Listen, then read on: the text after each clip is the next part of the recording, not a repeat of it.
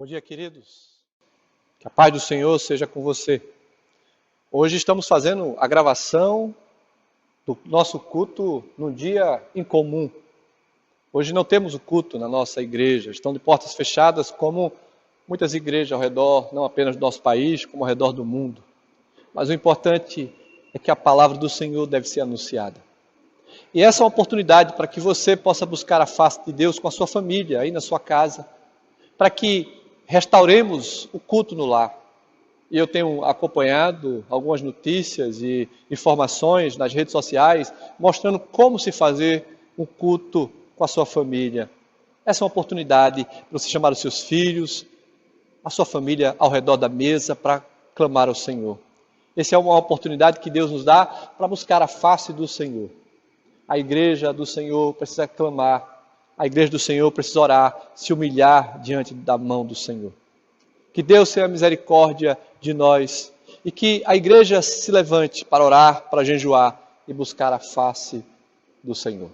Eu quero compartilhar nessa manhã, no texto que se encontra no Evangelho de Mateus, no capítulo 7, a partir do verso 24, onde temos o tema, os dois fundamentos. Eu queria que você acompanhasse a leitura e diz assim a palavra do Senhor. Todo aquele, pois, que ouve estas minhas palavras e as pratica, será comparado a um homem prudente que edificou a sua casa sobre a rocha. E caiu a chuva, transbordaram os rios, sopraram os ventos e deram com ímpeto contra aquela casa que não caiu, porque fora edificada sobre a rocha. E todo aquele que ouve as minhas palavras e não as pratica, será comparado a um homem insensato que edificou sua casa sobre a areia. E caiu a chuva, transbordaram os rios, sopraram os ventos e deram com ímpeto contra aquela casa e ela desabou, sendo grande a sua ruína. Eu queria convidar você nesse instante para uma oração. Feche os seus olhos, se for possível. Santo Deus, te louvamos pela tua palavra lida. Aplica ao nosso coração, dá-nos entendimento. E que assim como esse texto nos invoca a edificarmos a nossa casa, a nossa vida sobre Cristo, ó Senhor Deus, que esse seja o momento oportuno para que a tua igreja busque a tua face, clame ao Senhor por socorro. Ó Pai, que o teu nome seja glorificado, que vidas sejam salvas. Oramos assim no nome de Jesus. Amém. Irmãos, aqui temos esse texto, grande desafio, do qual o Senhor chama a atenção para esse momento que estamos passando em meio a esse caos, a esse tormento, a essa angústia, essa aflição. Quantas pessoas têm visto seus entes queridos em meio à morte? Quantos já sepultaram os seus em meio a essa grande pandemia que tem se tornado um caos entre as nações? E eu quero aplicar esse texto mostrando que a necessidade da igreja está fundamentada na rocha que é Cristo. E nesse texto que encontramos aqui no Evangelho de Mateus, essa parábola que fala sobre dois fundamentos, diferente de tantas parábolas que Jesus contou para os seus discípulos, aqui nós encontramos Jesus pronunciando para uma grande multidão. E essa parábola também nos mostra o encerramento do Sermão do Monte, que começa no capítulo 5 e terminando exatamente aqui no capítulo 7, registrado no Evangelho de Mateus. E aqui nessa parábola encontramos dois construtores, duas casas e também uma forte chuva que se arremete contra aquelas casas que foram construídas. E nesse famoso sermão encontramos os princípios dos ensinos éticos de Jesus para a sua igreja, para o seu povo. Neste ponto de seu sermão, ele conta a história de dois homens que resolveram construir para si uma casa. E se for parar para pensar, o que é uma casa e o que a casa representa? É interessante perceber que a casa representa abrigo. A casa é o lugar onde nos protegemos do frio, do calor, do vento, da chuva, das intempéries. A casa também é um lugar de segurança, é um lugar onde nos sentimos protegidos. E nesse contexto que estamos vivendo, a nossa casa é o melhor lugar para estarmos com a nossa família. A casa também, ela tem um significado de ser um lar. Um lar onde a família se reúne e nossas histórias se desenvolvem. Meus irmãos, precisamos entender o que Jesus quer mostrar com essa parábola, nessa passagem que nos encontramos no Evangelho de Mateus, aquele que foi testemunho ocular de Cristo. Jesus aqui não está fazendo distinção entre o pagão e o cristão nesse texto. Sua palavra foi dirigida para as pessoas religiosas. Jesus dirige para os seus discípulos, para os judeus, para os filhos da aliança, para você que está nos ouvindo. Os construtores do texto são homens que expressam publicamente a sua fé em Deus. Não dá para distinguir no primeiro momento a casa do construtor sábio da casa do construtor insensato ou imprudente, como nos mostra o texto. Eles são semelhantes, essas casas estão perto uma da outra, estão praticamente no mesmo lugar e elas são sujeitas aos mesmos problemas. Somente a casa cujos alicerces são firmes pode suportar as tormentas, os percalços da vida. E somente a vida cujo fundamento firme em Cristo pode suportar as provas. Jesus ensina, todavia, nesse texto, que um homem é sábio e o outro é insensato. É interessante perceber, a Escritura tem muito a dizer sobre a sabedoria. O livro de Provérbios, o livro de sabedoria, no capítulo 1, verso 7, diz que o princípio da sabedoria é o temor ao Senhor. O livro de Salmos, no capítulo 111, verso 10, no mesmo enfoque diz: o temor do Senhor é o princípio da sabedoria, revelam prudência todos os que o praticam. Meus irmãos, no ensino de Jesus, a sabedoria está relacionada com a obediência em fazer a vontade de Deus. É bom pensar nisso, porque nós temos ouvido a palavra de Deus ao longo da nossa caminhada, da nossa trajetória, porque a vida cristã é uma caminhada. Nós peregrinamos aqui, entendendo que quando nós estamos reunidos na igreja como corpo de Cristo, nós quando estamos na nossa casa, reunidos com a família, estudando a palavra, estamos sendo edificados por Deus através da sua palavra. E aqui nesse texto vamos ver que essa sabedoria do alto mostra a observância e a obediência aos desígnios de Deus. Eu quero compartilhar algumas lições dessa parábola com os irmãos. Em primeiro lugar, a parábola nos ensina a sermos prudentes, vigilantes, atentos à palavra de Deus.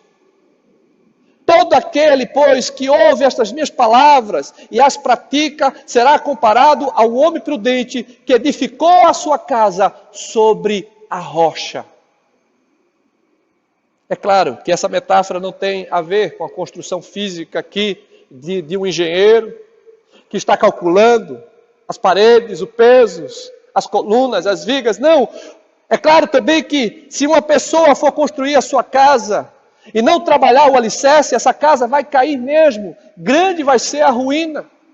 O que Jesus está nos ensinando aqui, nessa palavra, nessa figura de linguagem, é sobre uma verdade muito mais além do que a construção de um edifício, de uma casa. Essa mensagem aqui do Senhor Jesus nos traz uma verdade espiritual para a nossa vida. Essa casa é a nossa família. Esta casa é a nossa vida. A nossa vida da qual você um dia, ouvindo o Evangelho, confessou a Jesus como seu Salvador. Mas não apenas achou belas palavras de vida, mas essa palavra fez morada no seu coração. Você não apenas amou ouvi-las, mas ela entrou no seu entendimento, na sua mente, transformando agora você numa nova criatura, que não apenas ouve a palavra, mas anda por meio dela e busca praticá-la. Muitas vezes nós planejamos uma viagem, planejamos estudar para um concurso, planejamos os nossos negócios nessa caminhada da nossa vida, mas nós nos esquecemos. Muitas vezes não é planejado como será o casamento, nós não planejamos como será o relacionamento familiar, talvez a festa, talvez o bolo, talvez a data. Muitas vezes as pessoas se preocupam com essas coisas que são importantes, mas as fundamentais são a vida. O casamento é uma aliança com Deus. A vida familiar é uma aliança entre os pais e filhos com Deus. Entre os pais, no temor do Senhor, conduzindo a sua família no temor de Deus. Muitas vezes o casamento é só planejado em meio à festa, em meio à ocasião, mas não um relacionamento entre família, entre homem e mulher, entre pais e filhos. Por isso existem tantas famílias sendo destruídas, tantas famílias, irmãos, se desfazendo. Há exemplo dessa conjectura dessa casa que era devastada pela tempestade. As famílias estão sendo devastadas porque não estão balizadas em Cristo, na sua palavra, nos fundamentos da vida. Não tendo alicerce firme, o casamento não se sustenta, a família não se mantém. Por isso que há tantos divórcios, por isso que há tantas famílias feridas, por isso que há tantos casais que não se amam, que não sabem o que é amar. Por isso que há tantos filhos que abandonam a igreja e os pais muitas vezes não sabem porque meus filhos, quando pequenos, estavam comigo, mas depois que cresceram, abandonaram a fé. Será mesmo que naquele momento que apenas o pai traz para a igreja, aquele momento apenas que reunidos no culto público, ouvimos a palavra, isso é suficiente? O Senhor Jesus está falando algo muito mais importante do que o edifício. Ele está falando sobre o fundamento dessa verdade.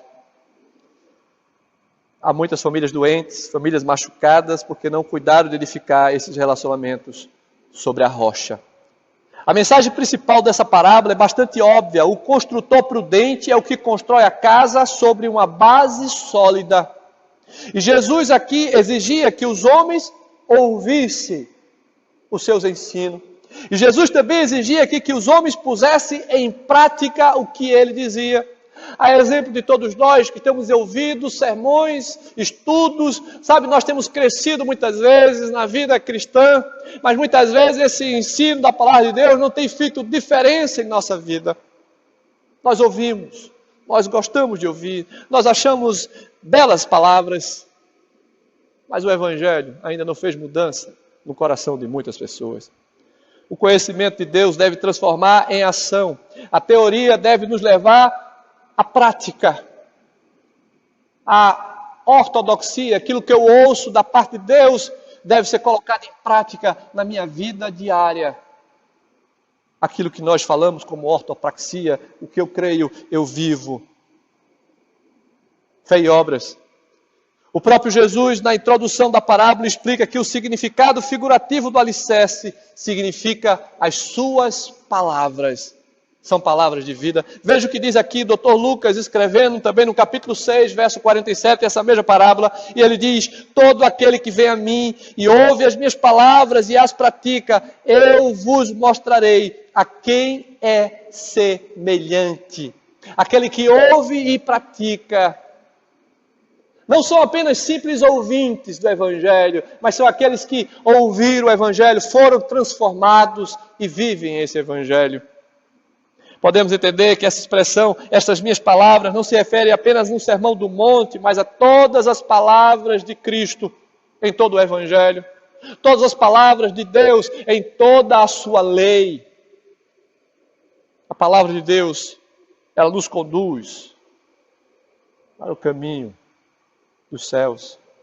Jesus também aqui deixa claro que praticar o Evangelho, ao invés de apenas ser um ouvinte, vai diferenciar o prudente do insensato. Porém, nem todos são iguais. Alguns são prudentes, outros são insensatos. Geralmente costumamos dividir pessoas em várias classes, porém nesse texto Jesus define prudentes e insensatos, sábios e tolos, justos e ímpios. É assim que a Escritura define. É assim que nós observamos na palavra de Deus. Só existem dois tipos de pessoas: aquelas que temem a Deus, aquelas que amam a Deus, aquelas que foram alcançadas pela graça e aquelas que negam a Deus, aquelas que estão em rebeldia contra o Senhor. O texto que lemos em Mateus, o verso 24, diz: todo aquele, pois, que ouve estas minhas palavras e as pratica, será comparado ao homem prudente que edificou a sua casa sobre a rocha. Veja que o alicerce de uma casa é algo que não se vê. Os fundamentos da casa, ela foi estabelecida por ele. Mas é exatamente aquilo que não se vê, que dá sustentação na hora da crise. É num momento como esse de caos que estamos passando, dessa pandemia, desse novo vírus, que diferencia aqueles que têm fé, aqueles que creem em Deus, aqueles que sabem o destino eterno das suas vidas, para aqueles que estão amedrontados. Não significa que nós não vamos deixar de ter os cuidados, que não vamos seguir aquilo que está estabelecido, mas nós precisamos saber que o nosso Deus é o Deus soberano, que nada acontece sem a sua permissão. Todas as coisas estão no controle, rigorosamente, das mãos de Deus. Como disse Jó, bem sei que tudo podes e nenhum dos teus planos pode ser frustrado. O povo de Deus sabe a quem recorrer, o povo de Deus sabe o que fazer, colocar o joelho no chão e buscar a face de Deus. Em segundo lugar, eu quero mostrar para os irmãos que devemos ser praticantes e não apenas ouvintes do Evangelho. Devemos conhecer a palavra e viver por ela, e por meio dela, e para a glória de Deus. O texto de Lucas, voltando no Evangelho de Lucas, no capítulo 6, o verso 46, também nos diz: disse Jesus, por que me chamais Senhor, Senhor, e não fazeis o que vos mando? Muitas pessoas apenas ouvem a palavra de Deus e acham que isso é o suficiente. Entretanto, o próprio Jesus adverte, é preciso praticá-la, é preciso viver o Evangelho. Porque Jesus, enquanto esteve aqui na terra, ele não era apenas um teórico, ele não usava um quadro, ele não dava lições, ele falava com autoridade e ele vivia o que ele pregava. E a igreja do nosso tempo precisa olhar para Cristo, porque Ele é o Senhor da igreja. O apóstolo Paulo diz, sede meus imitadores, como eu sou de Cristo. A igreja do Senhor precisa olhar para o Senhor, precisa clamar a Deus por socorro, precisa buscar na face do Senhor. O construtor prudente ouve as palavras de Jesus e entende que Ele é o único fundamento seguro sobre o qual ele deve construir a sua casa, a sua vida. Ele coloca em Deus a confiança. E o que distingue uma pessoa prudente de uma pessoa insensata não são as circunstâncias da vida, não. O que vai distinguir uma da outra é exatamente em quem elas estão alicerçadas. Porque as circunstâncias sempre sobrevirão sobre todos. É interessante perceber isso. O apóstolo Paulo fala exatamente sobre esse mesmo princípio aqui dessa parábola. Podemos fazer uma inferência quando olhamos lá na primeira carta aos Coríntios, no capítulo 3, a partir do verso 10, quando Paulo diz, segundo a graça de Deus que me foi dada, lancei o fundamento como prudente construtor, e outro edifica sobre ele, sobre esse fundamento. Porém, cada um veja como edifica, porque ninguém pode lançar outro fundamento além do que foi posto, o qual é Cristo Jesus. Qual é a esperança da sua vida? Em quem repousa a sua confiança? Onde está o seu alento? Nós temos visto nos últimos dias que o homem, através do seu poderio, através da ciência, não passa de pó e de vaidade. Nada nesse mundo sem a direção e a condução de Deus, de fato nos traz segurança. Nada nesse mundo de fato tem estabilidade plena se não for na providência divina. O homem veio do pó e ao pó voltará. Assim como todas as coisas que nós conhecemos como seguras e firmes, elas demonstram que elas são frágeis e instáveis. Mas em Cristo nós temos a segurança. Jesus nos ensina que tanto casa quanto pessoas devem ser alicerçadas sobre bases que possam suportar as tempestades que nos sobrevêm em nossa direção, em nossa vida, em toda a história da humanidade. A casa, existe até um jargão que diz, não é? A casa caiu. E esse jargão, quando diz a casa caiu, é porque as coisas não vão bem. Casas em ruínas só trazem choro, só trazem dor, tristeza e sofrimento. É interessante perceber que assim como vidas arruinadas longe dos caminhos do Senhor, só vão trazer dor e sofrimento. Ninguém quer viver na destruição, ninguém quer viver no percalço.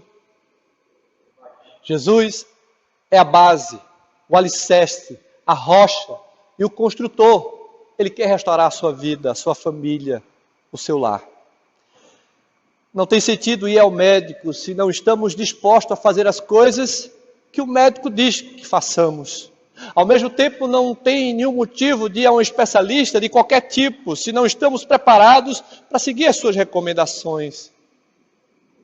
Há milhares de pessoas que todos os domingos ouvem os ensinos de Jesus. Todos os dias têm escutado na rádio, nos programas televisivos, têm acompanhado os estudos, o ensino, mas não têm colocado em prática. Ainda não foram regeneradas, transformadas. É necessário que Cristo seja o Senhor da sua vida. Muitas pessoas conhecem perfeitamente o que Jesus ensinou, entretanto não fazem o que ele diz e nem pratica os seus ensinamentos. Apenas ouvem, acham bonito, acham interessante, mas não seguem os seus ensinos.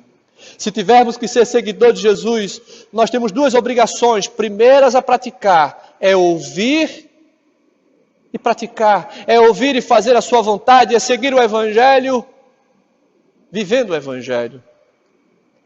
Aprender a obedecer é a coisa mais importante na nossa vida cristã. E as palavras do Dr. Lucas, ele diz aqui no capítulo 6, o verso 47, todo aquele que vem a mim e ouve as minhas palavras e as pratica, eu mostrarei a quem ele é semelhante. É semelhante a um homem que, edificando a sua casa, cavou, abriu profunda vala e lançou o alicerce sobre a rocha. E vindo a enchente, arrojou-se o rio contra aquela casa e não a pôde abalar, por ter sido bem construída. Ela está sobre a rocha, ela está sobre o fundamento que firmou. Quem sustenta a nossa vida é Deus, quem nos segura pela mão é Deus. Em meio a toda e qualquer circunstância da nossa caminhada e da nossa vida, nós precisamos confiar no Senhor. Quem nos dá força, fé, paciência para enfrentar as grandes provas da vida é o Deus soberano, o Deus criador dos céus e da terra. Quem nos dá vitória nas tentações é Deus. Quem nos põe de pé é Deus. Eu quero dizer para você, concluindo, meus irmãos, que a nossa fé precisa estar balizada em Jesus. As casas eram idênticas superficialmente, mas perceba que não foi a construção que definiu cada uma das casas. O segredo estava no fundamento, no alicerce sobre a rocha. É isso que o Senhor espera encontrar na sua vida, em quem você confia, em quem está alicerçada a sua fé. Em meio aos dilemas, em meio a tudo que sobrevive na nossa caminhada, na nossa vida. A exemplo desse grande vírus que tem destruído a esperança, a fé, tem, acabado com sonhos, desestabilizado sociedades. O segredo daqueles dois homens estava naquele que era prudente, que fez o fundamento da sua casa sobre a rocha. Um princípio claro dessa parábola é que o fundamento da bem-aventurança eterna do homem não está no próprio homem, e sim em Cristo, e sim nas suas palavras. A nossa vida deve estar segura nas mãos de Deus. A palavra de Deus que Ele deixou revelada para mim e para você é para que obedeçamos, é para que sigamos, é para que venhamos a crer nela e não duvidar das promessas do Senhor. O ímpio confia em sua própria capacidade e acha que isso o livrará. Diante das provações que vêm sobre o ímpio e sobre o justo, a capacidade humana é transitória como a areia. Mas aquele que confia em Deus é chamado de justo, de prudente, porque ele foi justificado. Não porque ele auto se justifica, não porque em si, mas porque Deus o resgatou, o transformou e o fez nova criatura. Apenas a rocha poderá manter a sua casa, a sua família e a sua vida de pé. Jesus é o fundamento da igreja. Jesus é o fundamento da nossa casa, da nossa família, da sua vida. Apenas os méritos de Cristo poderão satisfazer a justiça de Deus no grande dia do juízo. Eu quero dizer para você que o Senhor Jesus, todos os dias, Ele está conosco. A sua palavra deve fazer morada em nosso coração. Para que possamos, no grande dia, quando o Senhor voltar, encontrar uma igreja santa, pura, preparada, confiante nas suas promessas. Porque se há uma coisa certa, é que as promessas do Senhor nunca deixarão de se cumprir. Que você hoje possa entregar a sua vida a Cristo, que você possa crer em Cristo e cumprir a sua palavra. Não perca a fé. Confie no Senhor. Deus te abençoe e que o Senhor nos conceda nesses dias de tantos tormentos, de tanta angústia e tanto sofrimento, fé e não medo. Que você possa buscar a face do Senhor e clamar a Deus por socorro. Que Deus te abençoe e que a sua graça bendita possa repousar sobre a sua vida, sobre a sua casa, sobre a sua família. Oramos assim no nome de Jesus. Feche seus olhos mais um momento. Santo Deus, que a tua palavra que foi lida, a tua palavra que foi exposta, possa encontrar lugar em nosso coração. E que possamos estar fundamentados em todas as palavras de Cristo. E que possamos viver por elas, segui-las, obedecê-las e praticá-las. Ó Deus, a começar de mim, a começar do teu povo, abençoa a tua igreja. Salva aqueles que ainda não te conhecem como Salvador. Que haja uma transformação nessa vida, que haja esperança para aqueles que confessarem Jesus como seu Salvador. Rogamos a tua graça, o teu perdão e clamamos a tua misericórdia sobre o teu povo. Oramos assim no nome de Jesus. Amém e amém. Deus te abençoe, queridos.